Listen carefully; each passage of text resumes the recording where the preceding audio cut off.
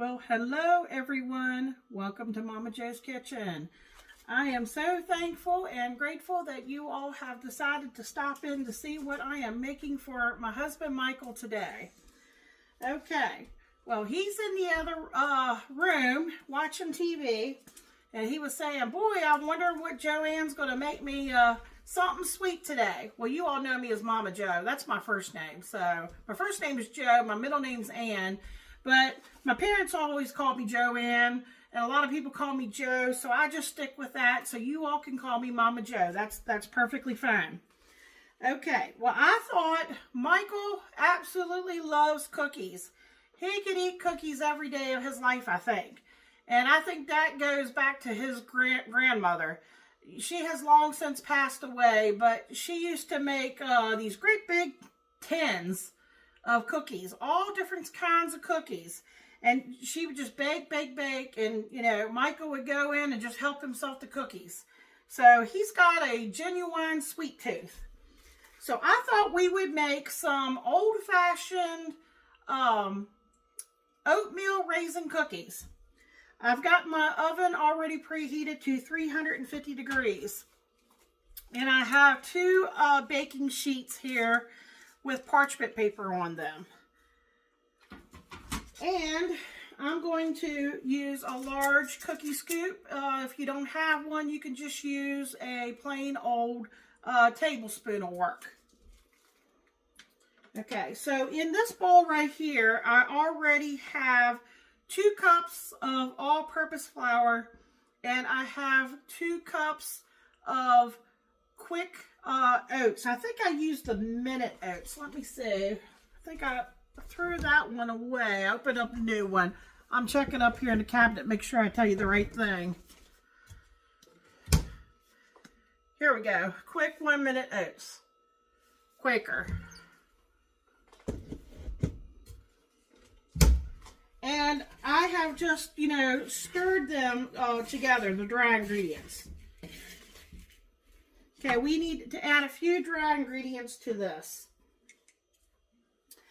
I am using salted butter, so I'm just going to put in, let's see, this is 1/4 of a teaspoon of salt.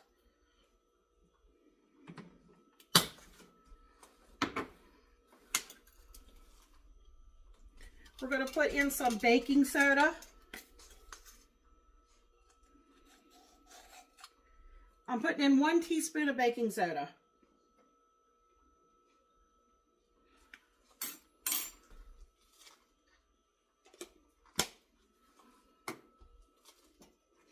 And then we're going to put in a little bit of baking powder. I'm only going to go in with 1/2 teaspoon of baking powder. Now, the reason why I'm using baking soda is anytime you add something that's a little acidic, you want to add baking soda because that helps react with the acid and helps it to rise. Okay, we've got one more dry ingredient to add here. We want to add some ground cinnamon. And this is 1 teaspoon. I'm going to add 2 teaspoons. You can do more or less, to your preference.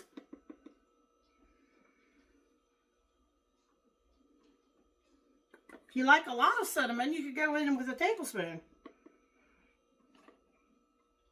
Okay, I'm doing just about 2.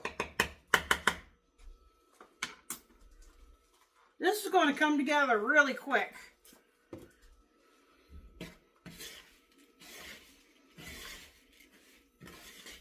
That's all of our dry ingredients. And of course, I'm going to try to do everything by my my arm, stirring instead of getting the mixer out. You're going to need that 1 stick of room temperature butter. It was kind of a little bit cool here. It's been raining. I mean, like cats and dogs. It's been raining hard out there, and so it's a little bit on the cooler side here. And I've explained before, you know, I'm in a older farmhouse, so it's kind of drafty and everything. My butter was still very firm, so I stuck mine in the microwave for like 15 seconds. Now you see it's still solid, but it started to melt a little bit in the bowl there. Okay, I have 1 cup of white sugar, and I have a half of a cup of brown sugar. I actually made the molasses brown sugar. Instead of running out and buying it, I just take 1 cup of sugar and 1 tablespoon of unsulfured molasses, and I put it in a little food processor and make my own brown sugar.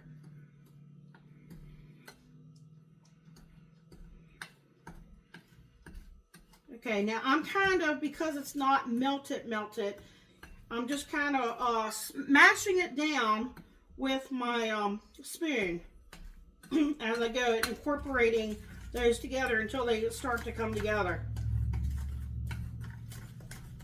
That's just my brown sugar right now.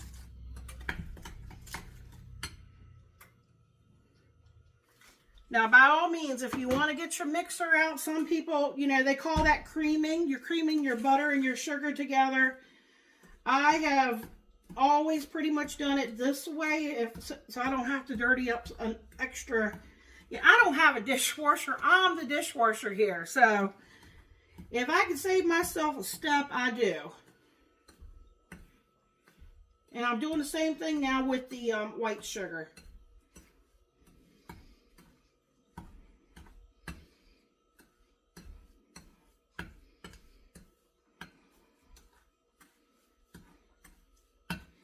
But then if you melt your butter too much, sometimes the texture of your cookies, it changes the texture of your cookies.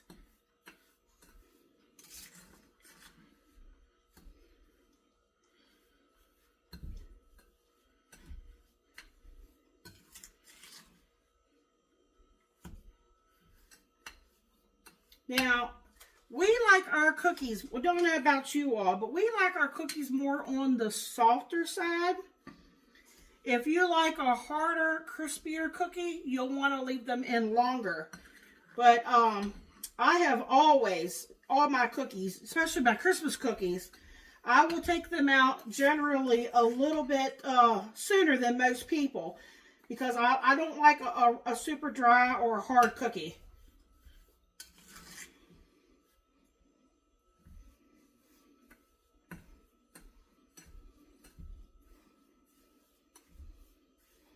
Okay, this is what it's looking like right now, but I'm going to be adding my egg and stuff, and it's going to continue to break everything down.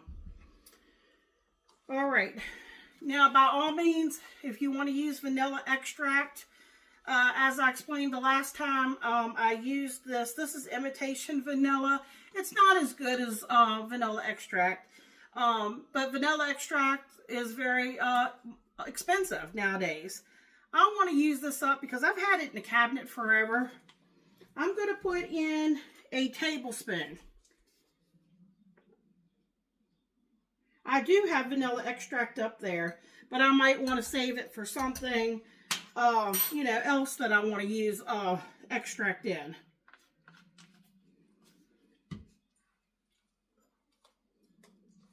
I have 2 eggs here that are just beaten up with a fork.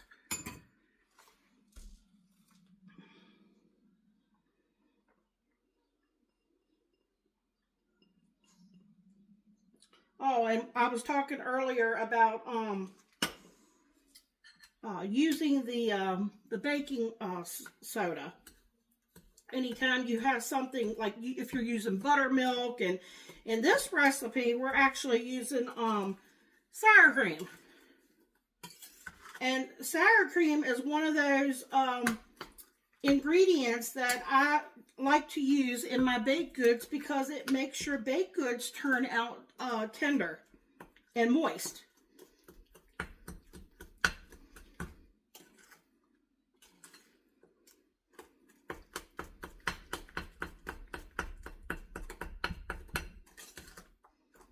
I could use a whisk for this, but I'm just going to use my spoon.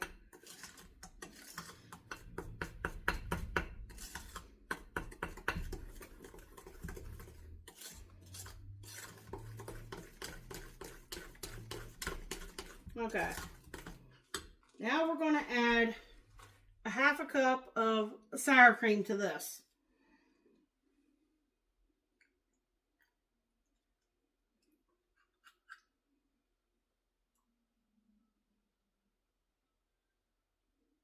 My oven is already hot and ready over here waiting on me.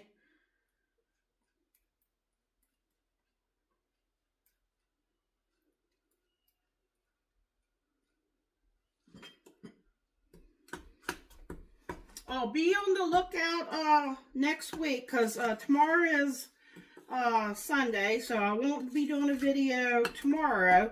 But Monday, we're kind of going to, I'm going to an old school recipe, another recipe that was not my Aunt Margaret's. Usually, because you all see, I've got a lot of recipes on there from my Aunt Margaret. This recipe actually came from my husband's mother. And she's passed away. She passed away a little over a year ago. And also, speaking of my mother-in-law who passed away, I have a recipe on my channel. She made the very best broccoli cheese casserole. If you all want to check that out.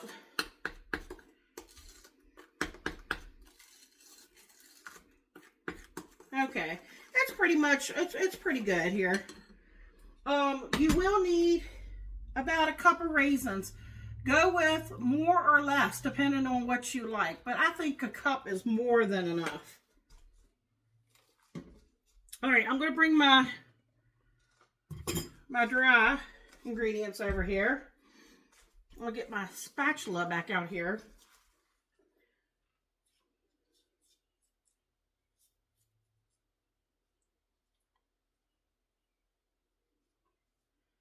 You know, I typically think of cookies,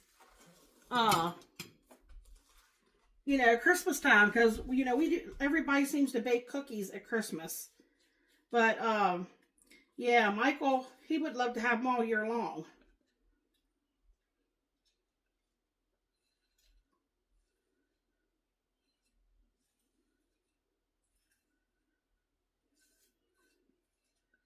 And these are, you know, kind of healthy for you with the oatmeal and the raisins. You know, of course, minus all that sugar. Sorry about that. That's my little Roomba over there is stuck. Okay. All right, let's get this all combined and stirred together. And then all we have to do is scoop it out, or I got to stir in the raisins once I get all this combined. And then we're going to scoop it out, and we're going to get these in the oven.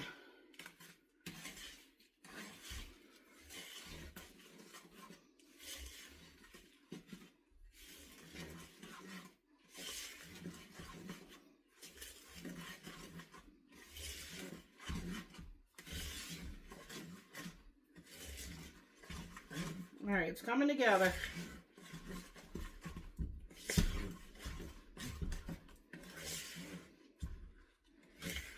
Okay, just till it's just combined.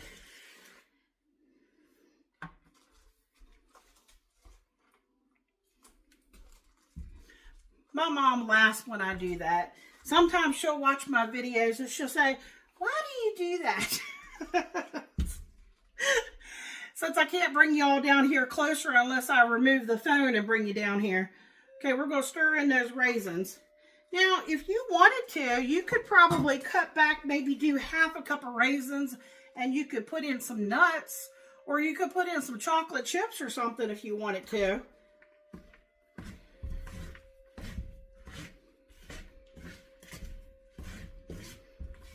We got a nice cookie dough here.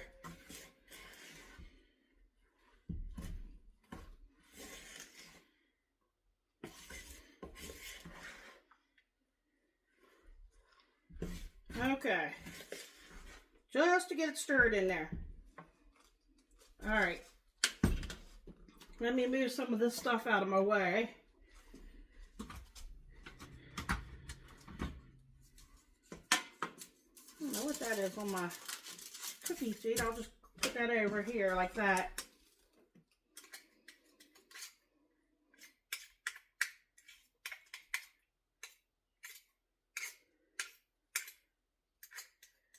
Okay, you know that all ovens are not the same. So my suggestion would be 350, and it depends on what kind of oven you have, but I'm going to put mine in for 8 to 10 minutes. I might try 10 minutes because I notice it's like the longer as my oven goes, it seems like the hotter it gets. So it's like the first time I might start off with, what on here? Just like that. I might start off with 10 minutes. And then the next one I might do 9 minutes. But usually I have found that for me, and they'll look done, but they're still a little soft on the top, is 8 minutes seems to be the perfect magic number for cookies for me. And that is, we do like ours, you know, on the soft side. So you take them out and you let them set on your cookie sheet, you know, for a minute or two before you try removing them to cool, either on a wire rack, or sometimes I'll just take a wax paper or, you know, parchment paper or something, and I will put it out on my counter or my island over there, and I'll put the cookies there to rest on there. That's what it's looking like right there.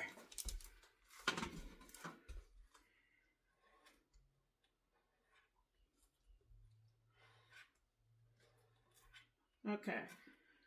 So what I'm going to do, because I don't know how much they're going to spread, is I'm going to put 2.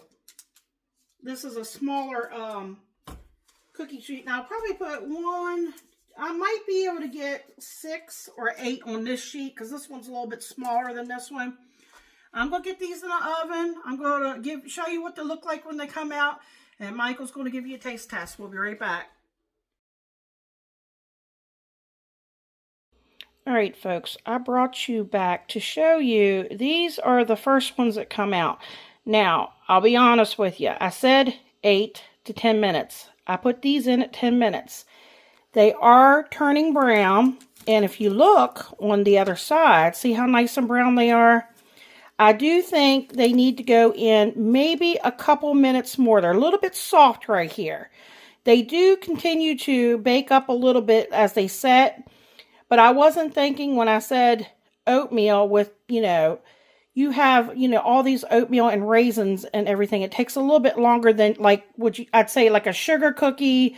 You know, definitely I would take it out at an 8-minute mark.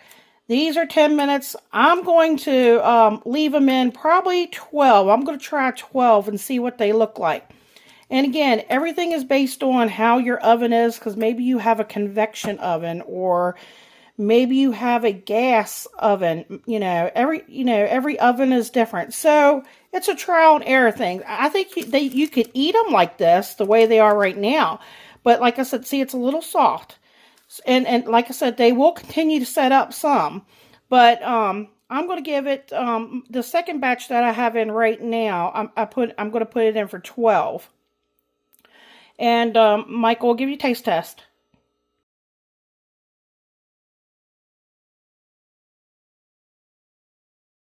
How you doing, YouTube? Welcome to Momma Jo's Kitchen. Today, taste testing the homemade oatmeal raisin cookie. Look at that bad boy. Show them the bottom. Fresh milk to wash it down.